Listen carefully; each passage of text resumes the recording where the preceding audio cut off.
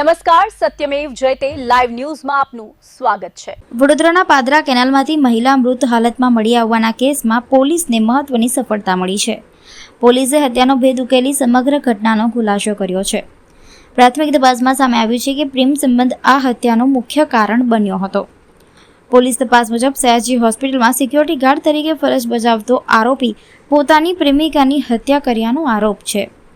આરોપીએ મહિલાની હત્યા કર્યા બાદ પુરાવા નષ્ટ કરવાના ઈરાદે મૃતદેહને પાદરા કેનાલ વિસ્તારમાં ફેંકી દીધો હોવાનું પોલીસ તપાસમાં સામે આવ્યું છે। સમગ્ર ઘટનામાં પોલીસે આરોપીની ધરપકડ કરી વધુ પૂછપરછ શરૂ કરી છે। હત્યા પાછળના ચોક્કસ કારણો અને ઘટનાક્રમ અંગે વધુ તપાસ હાથ ધરવામાં આવી રહી છે।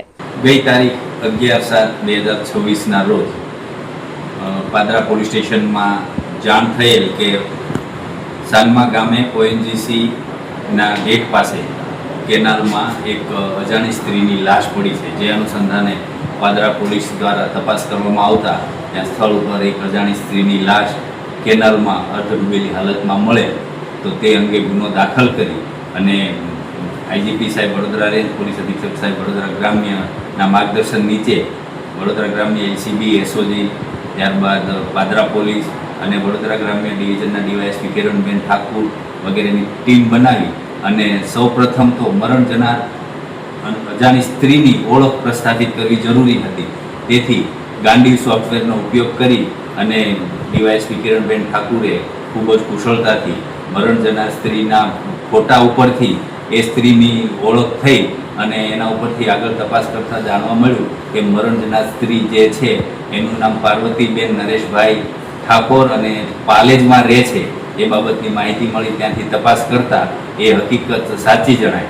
જે અનુસંધાને ત્યારબાદ આગળની તપાસમાં ચાલુ રાખી અને એ બેન શું કરે છે, ક્યાં જતા હતા એ બાબતે તપાસ કરતા જાણવા મળ્યું કે મરણ જનાર પાર્વતીબેન છે વડોદરા એસએસજી હોસ્પિટલમાં સફાઈ કામદાર તરીકે નોકરી કરતા હતા અને બેન પોતે વિધવા હતા।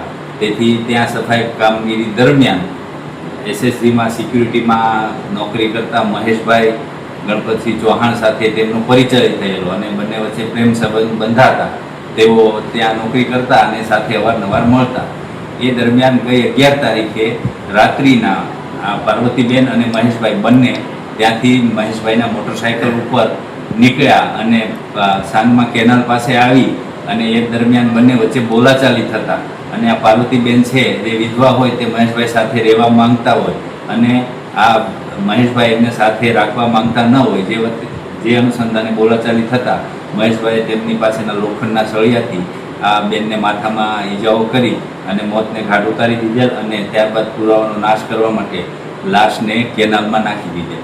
અને આ બધું તપાસમાં વડોદરા શહેરના સીસીટીવી કેમેરાઓ અને તમામ જગ્યાએથી જે રૂટ ઉપર મોટરસાઇકલ નીકળ્યું હતું એ બધું તપાસણી કરતા એલસીબી એસઓજી અને સમગ્ર પાદરા પોલીસની ટીમ તેમજ વડોદરા ગ્રામ્ય ડિવિઝન ખૂબ જ મહેનત કરી અને ટેકનિકલ હ્યુમન સોર્સથી આરોપીને પકડી પાડેલ છે।